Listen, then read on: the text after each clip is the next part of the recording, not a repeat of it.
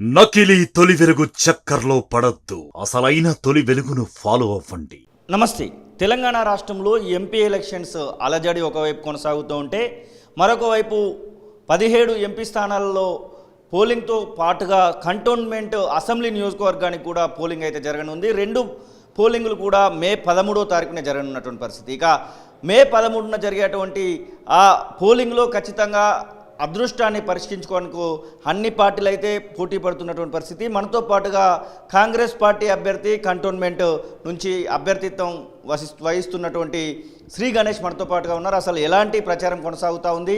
అటు పార్లమెంట్కి ఇటు అసెంబ్లీకి ఒకేసారి ఎలక్షన్ జరుగుతున్నటువంటి ఏకైక ప్రాంతం కంటోన్మెంట్ కాబట్టి ప్రజలను ఎట్లా చైతన్యం చేయబోతున్నారు, ఓటర్లను ఎలా వాళ్ళ వైపు మలుపుకోబోతున్నారు తెలుసుకునేటువంటి ప్రయత్నం అయితే చేద్దాం. అన్న నమస్తే.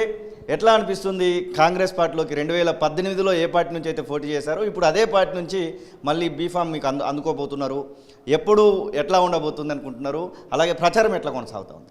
ప్రచారం బ్రహ్మాండంగా కొనసాగుతుంది. ఎక్కడికి వెళ్ళినా ప్రజలు ఒకటే మాట, కాంగ్రెస్ కాంగ్రెస్ కాంగ్రెస్. రెండో మాట, మన ఎంపీఏ మన ముఖ్యమంత్రి కాబట్టి ఎక్కడ చూసినా వారికి అన్ని పరిస్థితులు అవగాహన ఉంది. పూర్తి స్థాయిలో కంటోన్మెంట్ కాన్స్టిట్యున్సీతో పాటు పార్లమెంట్ కాన్స్టిట్యున్సీ మొత్తం డెవలప్మెంట్ అవ్వడానికి ఆస్కారం ఉంది. ఎందుకంటే అందరు గమనించారు, కేసీఆర్ గారి ప్రభుత్వం ఉన్నప్పుడు 10 సంవత్సరాల నుంచి కరీంనగర్ దారి Paradise to Karimnagar, Paradise to నిజామాబాద్కి వెళ్ళే దారి ట్రాఫిక్ సమస్యలతో ప్రజలందరూ ఇబ్బంది పడుతున్నప్పుడు వారు అనేక సార్లు అన్నారు, మేము స్కై ఓవర్లు ఫ్లైఓవర్లు కట్టి ఈ ట్రాఫిక్ సమస్య నుంచి విముక్తి చేస్తామని 10 సంవత్సరాలు చెప్పింది. కేవలం 100 రోజులనే మన డైనమిక్ ముఖ్యమంత్రి గారు దానికి రోడ్ వైడనింగ్ చేసి ఎలివేటెడ్ కారిడార్ భూమి పూజ కూడా చేశారు. దానికి బడ్జెట్ కూడా శాంక్షన్ అయింది.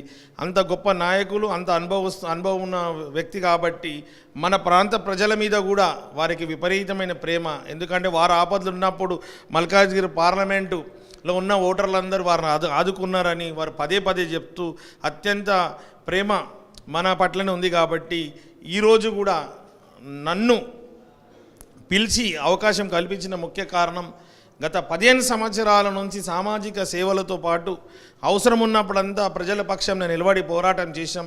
ప్రజలకు అవసరాలకు అనుగుణంగా నేను నడుచుకున్నా కాబట్టి ప్రజలు నన్ను కోరుకుంటుర్రు, ప్రజలు ఆశీర్వదిస్తున్నారు అనే ఉద్దేశంతో శ్రీ గణేష్ ద్వారా వారు ఏమైతే చేయాలనుకుంటున్నారు. మీరు గతంలో 2 పర్యాయాలు ఇక్కడి నుంచి పోటీ చేయడం జరిగింది. ఇప్పుడు మళ్ళీ బై ఎలక్షన్స్ వస్తున్నటువంటి సందర్భంలో మళ్ళీ పోటీ చేస్తున్నారు. మొదటిసారి, రెండోసారి, ఇది 3వసారి పోటీ చేయబోతున్నారు.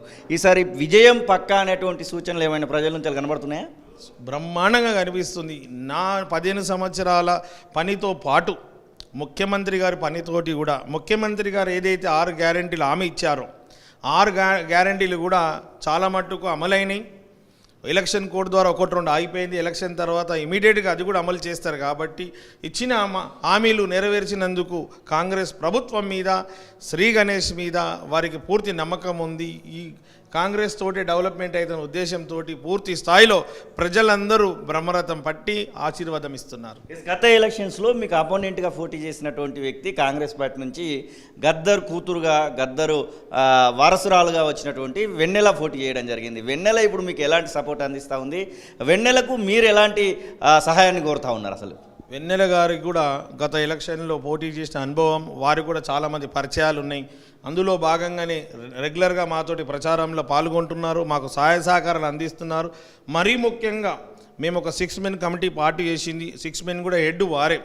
వారు చాలా కష్టపడుతున్నారు. వారు అమరేందర్ రెడ్డి గారు, మిగతా వాళ్ళు చాలా కష్టపడి మొత్తం కంటోన్మెంట్ కాన్స్టిట్యున్సీకి ఒక అడ్మినిస్ట్రేషన్ కావాల్సిన అన్ని వారే చూసుకుంటున్నారు. నేను ఒక పక్కకు ప్రచారం చేస్తున్నాను, ఆ అంతర్గతంగా వాళ్ళంతా అడ్మినిస్ట్రేషన్ వర్క్స్ అంతా చేస్తారు.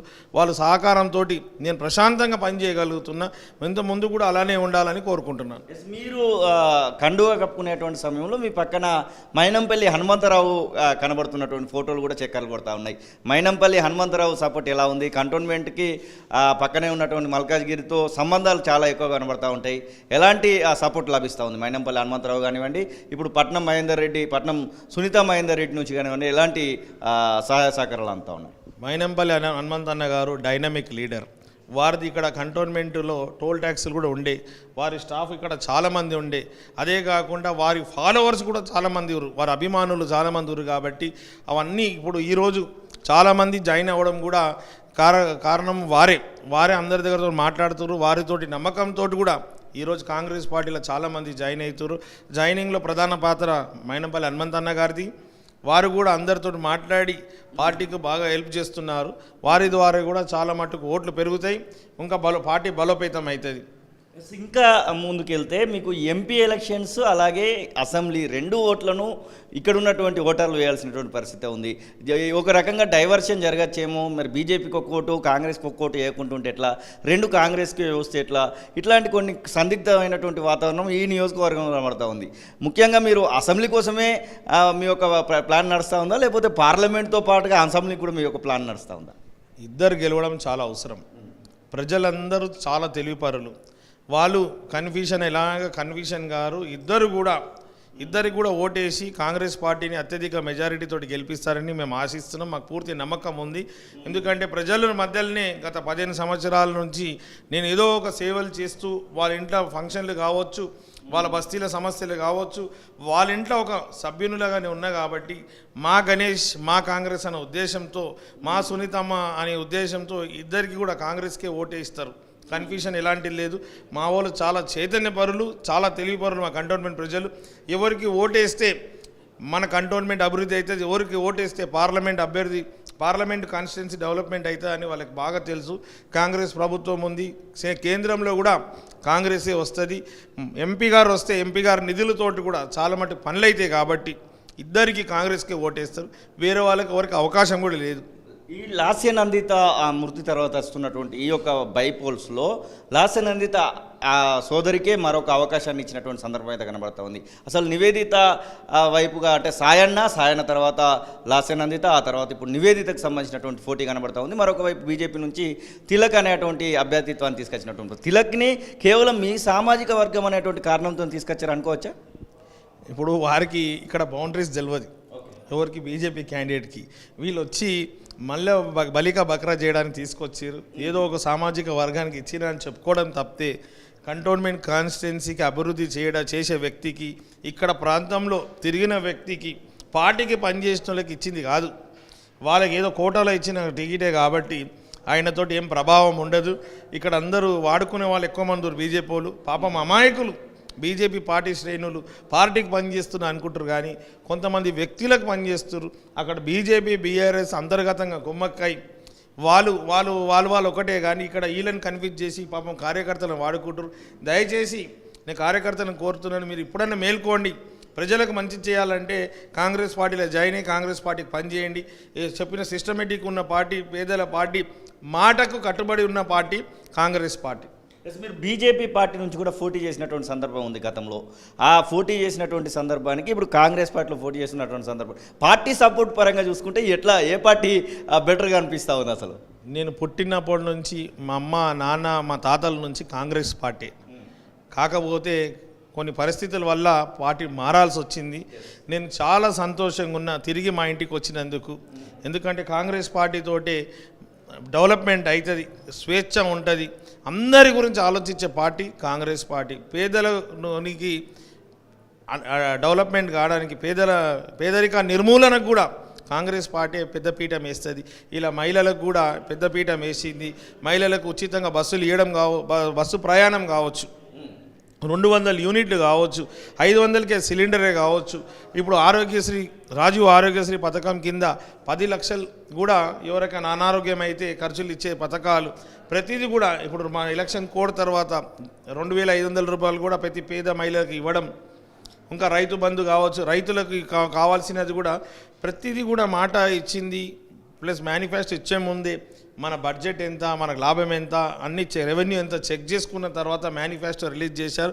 ప్రతి ఒక్క విషయం ఏదైతే వారు హామీ ఇచ్చామో పార్టీ అన్ని హామీ నెరవేరుస్తుంది. ప్రజలకు పూర్తి నమ్మకం ఉంది. కాంగ్రెస్ పార్టీతోటే కుటుంబాలు కూడా బాగుంటుంది. మొన్నటికి మొన్న మీరు అంతా గమనించినట్టయితే మన ప్రియతమ నాయకులు, మనందరి భారతదేశ ప్రియతమ నాయకుడు రాహుల్ గాంధీ గారు కూడా కన్యాకుమారి నుంచి కాశ్మీర్ వరకు పాదయాత్ర చేసి చాలా విషయాలు తెలుసుకున్నారు. మీద ఉన్నోళ్ళు ఇంకా మీదికి పోతున్నారు, కానీ కింద ఉన్నోళ్ళు ఇంకా కిందికి వెళ్ళిపోతున్నారు అనేసి వారికి అన్నీ తెలిసిన తర్వాత తను బాధ ఆవేదన అందరు తెలుసుకొని మొన్న మేనిఫెస్టో కూడా రిలీజ్ చేసినప్పుడు పాంచ్ న్యాయ్ 25 గ్యారెంటీ అనే ఉద్దేశంతో మేనిఫెస్టో రిలీజ్ చేశారు. ప్రజలందరూ, భారతదేశ ప్రజలు పరిస్థితులు, వాళ్ళ అవసరాలు తెలుసుకొని వాళ్ళకి అవసరాలకు అనుగుణంగా మేనిఫెస్టో రూపొందించారు. అందులో ముఖ్యమైన విషయం, చాలా విషయం చెప్పుకుంటే సరిపోదు టైము, వాళ్ళు భారతదేశంలో ఉన్న పేద కుటుంబంలో ఒక మహిళకి సంవత్సరానికి ₹1,00,000 ఇస్తా అని వారు హామీ ఇచ్చారు. దీని ద్వారా వారు ఏం చెప్తున్నారంటే, మనం అన్ని చిన్న చిన్న పథకాలు అందరికి ఇస్తారు, కానీ ఒక్కసారి వాళ్ళ ఇంట్లో కుటుంబంలో మంచి కార్యాలు కావచ్చు, శుభకార్యాలు కావచ్చు, ఈ చెడు ఏమైనా జరిగినా, ఆపద ఏమైనా జరిగినా వాళ్ళకున్న డబ్బులు సరిపోవు, వాళ్ళకు అవసరాలు సరిపోయే డబ్బులు లేవు, వాళ్ళు అప్పులు తీసుకొని అప్పుల్లో కురుక్కుపోతున్నారు. అలాంటి వాళ్ళు ఒకసారి పోతే ఇంకా కిందికే పోతున్నారు. కానీ చాలామంది బాధలు ఉన్నారు. అలా ఎవరు బాధపడద్దు, అందరూ బాగుండాలనే ఉద్దేశంతో ₹1,00,000 సంవత్సరానికి ఒకసారి వాళ్ళకి ఇవ్వడం జరుగుతుంది. అంటే ఆ డబ్బులు మిగతా బెనిఫిట్స్తో పాటు ఎక్స్ట్రా బెనిఫిట్స్ ఇస్తున్నారంటే ఎంతవరకు వారు దూర చూపు, ఎంత లోతు వెళ్ళి వాళ్ళు ప్రజల అవసరాలు తెలుసుకొని ప్రజల గురించి ఆలోచించే పార్టీ, ప్రజల మనసులు తెలుసుకున్న పార్టీ.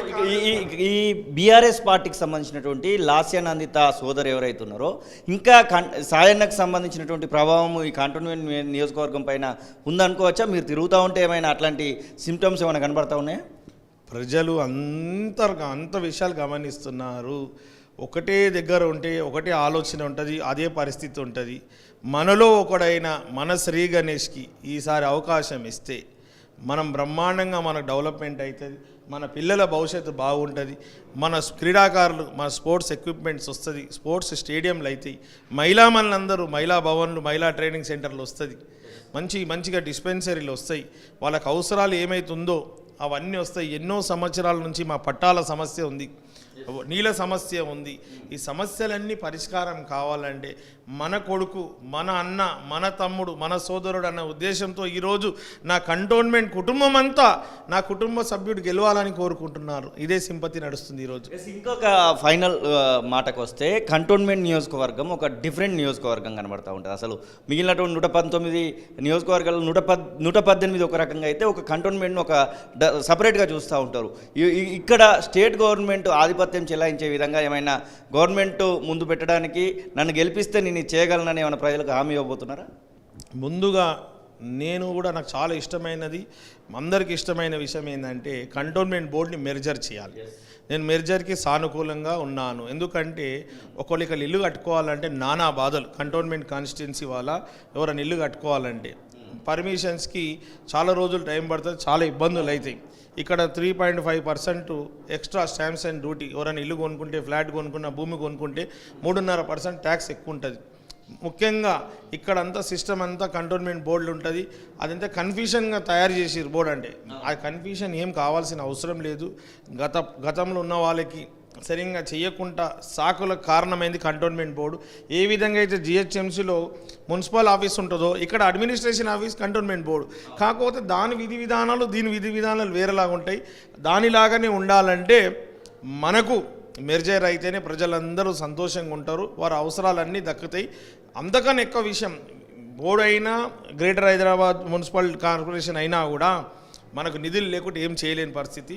ఇక్కడున్న నాయకులు మన ప్రజలకు అవసరమైన నిధులు, అవసరమైన పనులకు కావాల్సిన నిధులు తీసుకొచ్చినప్పుడే డెవలప్మెంట్ అవుతుంది. వాళ్ళకి అది చేతగాక, వాళ్ళకి దాని గురించి ఇంట్రెస్ట్ లేక, దాని డైవర్షన్ గురించి కంటోన్మెంట్ బోర్డు మీద నిందేసిరు. కానీ అలాంటిది ఏం లేదు, అన్నీ ఒకటేలాగా ఉంటుంది. ఎక్కడైనా కూడా గవర్నమెంట్కి ఒక అడ్మినిస్ట్రేషన్ ఆఫీస్ ఉంటుంది. ఈ కంటోన్మెంట్ బోర్డు ప్రాంతానికి కంటోన్మెంట్ బోర్డు ఒక అడ్మినిస్ట్రేషన్ ఆఫీస్, అక్కడి నుంచే సివిక్ కమ్యూనిటీస్ అంతా సప్లై అవుతుంది. బీజేపీ బీఆర్ఎస్ నుంచి ఏమైనా ఎవరినైనా తీసుకోవాలనేటువంటి ఆలోచనలు ఏమైనా చేస్తున్నారా? కార్పొరేటర్లు కానివ్వండి, ఇక్కడ ఉన్నటువంటి లీడర్ల నుంచి ఏమైనా సానుకూలమైనటువంటి స్పందన ఏమైనా కనబడతా ఉందా? అందరూ టచ్లో ఉన్నారు. ఒక 2-3 స్టేక్ హోల్డర్స్ ఉన్నారు ఆ పార్టీలో, బీజేపీలో. వాళ్ళు ముగ్గురే ఉంటారు, మిగతా అందరూ జాయిన్ అయిపోతారు. ఈ బీఆర్ఎస్ అయితే మొత్తం అవినీతికి కురిక్కపోయింది, మొత్తం అవినీతులు ఉన్నారు. వాళ్ళ కవిత గారు కావచ్చు, ఫోన్ ట్యాపింగ్ కావచ్చు, అక్కడ మిషన్ కాకతీయాల మనకు మేడిగడ్డ పిల్లర్ కావచ్చు, ప్రతి దగ్గర వాళ్ళదన్నీ అవినీతి అని ప్రజలకు అందరు తెలిసిపోయింది. కావున వాళ్ళకి ఈసారి బీఆర్ఎస్ కథం అయిపోయింది, దుకాణం బంద్ అయిపోయింది. ఇప్పుడు ఏమున్నా కూడా కాంగ్రెస్ అంత ఇంకేం లేదు. అంటే మీరు ఇన్ని సేవలు చేశారు, మీరు చేసినటువంటి ఈ సేవలన్నింటినీ ప్రజలు గుర్తించారు అనుకోవచ్చా? దశాబ్దంన్నర కారణంగా దాదాపు 15 సంవత్సరాల నుంచి వెళ్ళి మీరు చేస్తున్నటువంటి ఈ సేవలను ప్రజలు గుర్తించారు అనుకోవచ్చా? ఇప్పుడు ప్రతి ఒక్కరికి తెలుసు, ఏదైనా వస్తువు రావాలంటే ఎన్ని డబ్బులు ఖర్చు అవుతాయి. ఈరోజు మన దగ్గర మన కంటోన్మెంట్ వారికి అనుకున్నా కూడా అనేక మంది ధనికులు ఉన్నారు, అనేక మంది పదవులు అనుభవించారు, అనేక మంది మంచి స్థాయిలో ఉన్నారు. వారు కూడా చెయ్యాలనుకుంటే చెయ్యొచ్చు, కానీ చెయ్యాలని మనసున్నా కొన్ని సందర్భంగా వీలు కాదు. ఇప్పుడు నేను చేయాలని మనసుండి నేను చేయగలిగిన భగవంతుని ఆశీర్వాదం. ఇప్పుడు ప్రజలందరూ ఏం చెప్తున్నారంటే, ఎన్ని సంవత్సరాల నుంచి ఎన్నో కోట్ల రూపాయలు ఖర్చు పెట్టిరు, నువ్వేమో ధనిక కుటుంబంలో కాదు, తాత ముత్తాతలు సంపాదించుకున్న ఆస్తులు కాదు, నువ్వు సొంతంగా సంపాదించుకొని సొంతంగా నువ్వు ప్రజలకు ఏమని చేయాలనుకుంటున్నావు. నీ దగ్గర ఏమీ పదవి లేనప్పుడు నువ్వు సొంతంగా ఇన్ని పథకాలు ఒక గవర్నమెంట్ పథకాలు లేక నడిపించావు. ఒక్కసారి మీకు అవకాశం వస్తే ఖచ్చితంగా మాకు నీ మీద నమ్మకం ఉంది, అధికారంలో నుంచి బాగా నిధులు తీసుకొచ్చి నీ కోరుకున్న కోరికలు, నీ విజన్ అయితే కంటోన్మెంట్ ఎలా ఉండాలనుకుంటున్నావు అలా నెరవేరుస్తావు అనేసి వారికి అవగాహన ఉంది. ఎందుకంటే వాళ్ళు కూడా పుస్తకాలు కొనుక్కోవాలంటే ఎన్ని డబ్బులు అవుతుంది, వాళ్ళు కూడా కంటి అద్దాలు కొనుక్కుంటే ఎన్ని డబ్బులు అవుతుంది. ఇప్పుడు నేను ప్రతి సమ్మర్లో వాటర్ క్యాంప్ పెట్టాను, నీళ్ళు కొనుక్కుంటే నీళ్ళ బాటలు ఎంత ఖర్చు అవుతుంది. ఇప్పుడు ఇన్సూరెన్స్ ఇచ్చిన ఆటో డ్రైవర్స్కి, మన స్కూల్ గవర్నమెంట్ స్కూల్ పిల్లలు చదువుకున్న వాళ్ళకి నేను ఉచితంగా బస్ పాసులు ఇచ్చాను. ప్రతిదీ కూడా డబ్బులే కదండి. ఇప్పుడు నేను ఏమైనా పవర్లు ఉండి అంతకుముందుకు సంపాదించుకున్నా ఏమన్నా నాకు లాభాలు వచ్చినాయి అంటే వేరే విషయం. నేను సామాన్యుడిని ఇంతగానం చేసింది కాబట్టి ఇలాంటి వ్యక్తి వస్తే వీరికి ఈ ప్రాంత పట్ల, ఇక్కడ ప్రజల అవసరం పట్ల అన్ని విషయం మీద అవగాహన ఉంది. ముఖ్యంగా ఇప్పుడు మీరు చెప్పినట్టు బీజేపీ నుంచి వచ్చిన ఆయనకు ఏ తెలియదు, బీ తెలియదు. మిగతా వాళ్ళు ఏంటంటే పుట్టుకతోటే గోల్డెన్ స్పూన్లో పుట్టారు కాబట్టి ప్రజల బాధలు, ప్రజల అవసరాలు తెలియదు కాబట్టి అన్నీ తెలిసిన వరిసి మన గురించి ఒక 15 సంవత్సరాలు త్యాగం చేసిన వ్యక్తి, ఇలాంటి వ్యక్తి రావాలని అందరూ నాకు పెద్దలందరూ ఆశీర్వదిస్తారు, మిత్రులు సోదరులందరూ తోడొస్తారు. అన్ని పార్టీ వాళ్ళు కూడా కొందరు రాలేకుంటే ఏదో కారణాలు ఉంటే వాళ్ళు కూడా అంటారు మేము అదే పార్టీలు ఉంటాం, మీకే ఓటేస్తాం, మీకే సహకరిస్తామని కూడా చెప్తున్నారు. వాళ్ళందరికీ ధన్యవాదాలు. శ్రీ గణేష్ అనే నేను అనేటువంటి మీరు ఖచ్చితంగా ప్రమాణ స్వీకారం చేయడానికి సిద్ధపడుతున్నారు అన్నట్టు త్వరలో. 100% నాకు నమ్మకం ఉంది. ఈసారి నా కుటుంబ ప్రజలు, కంటోన్మెంట్లో ఉన్న ప్రజలందరూ, నా కుటుంబ సభ్యులు భారీ మెజారిటీతో గెలిపించి సీఎం గారితో అత్యధిక నిధులు తెప్పించడానికి వీళ్ళు ఆశీర్వదిస్తారని నాకు పూర్తిగా నమ్మకం ఉంది. ఎన్ని ఓట్లతో గెలిస్తే అన్ని నిధులు నేను తీసుకొస్తాం. వారు కూడా ఈయన మీద ఇంత ప్రేమ ఉంది కాబట్టి వీరు ఇచ్చిన హామీలు ప్రతిదీ కూడా నెరవేర్చాలని మా ముఖ్యమంత్రి గారు ఆశీర్వాదంతో మీ ముందుకు వస్తున్నా. మీరు ఆశీర్వదించండి. ముఖ్యమంత్రి గారితో మనకు అవసరమైన ప్రతిదీ తీసుకొస్తానని ఈ మీడియా ద్వారా మీకు హామీ ఇస్తున్నాను. Thank you and all the best అన్న. ఇది శ్రీ గణేష్ చెప్తున్నటువంటి మాటలు. ఖచ్చితంగా కంటోన్మెంట్ నియోజకవర్గంలో నేను దశాబ్దన్నర కారణంగా చేస్తున్నటువంటి సేవలే నన్ను పైకి తీసుకెళ్తాయి, ఖచ్చితంగా నేను గెలుస్తాననేటువంటి ధీమానైతే వారు వ్యక్తం చేస్తున్నటువంటి పరిస్థితి. కెమెరా పర్సన్ సతీష్తో శ్రీనివాస్, తొలి వెలుగు, కంటోన్మెంట్, హైదరాబాద్.